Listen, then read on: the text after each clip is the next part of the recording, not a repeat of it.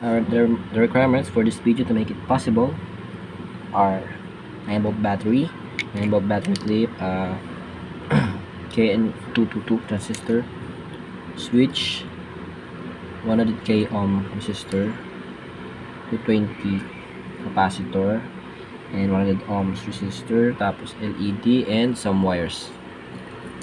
Kick things first with transistor. Connect it to the black space at the top right here. Then connect the short head terminal of the LED sa emitter right here, and connect the 100 ohms resistor sa long head ng LED to the positive terminal of the breadboard right here sa taas, sa baba pala. Yan, because my breadboard is inverted. Yan. Then grab some extensors like this one wire, connect it to the base ng ating transistor, just like that, and connect it. Wait, let me connect this capacitor muna here, tapos ulit natin siya sa isang terminal ng capacitor. Yan. Then we need to grab another one wire to connect the collector of the transistor to the negative terminal of the breadboard right here sa baba, just like that.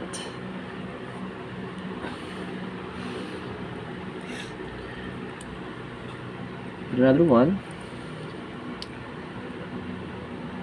just the capacitor here, another leg, connect it to the negative terminal of the breadboard.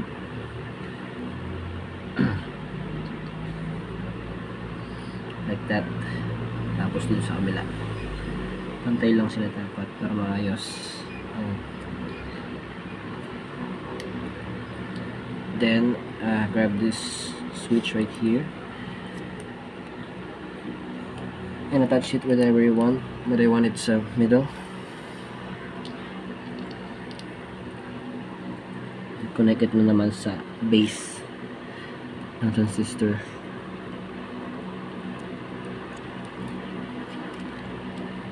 And sa feet ng switch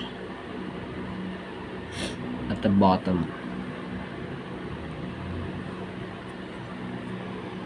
Then grab the 100k resistor and attach it there sa side, sa leg din ng switch to the positive terminal of the breadboard. So there, ready na.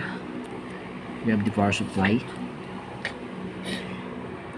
and attach it to the negative terminal of the breadboard. Naka-align sa mga wires. Yun yung positive,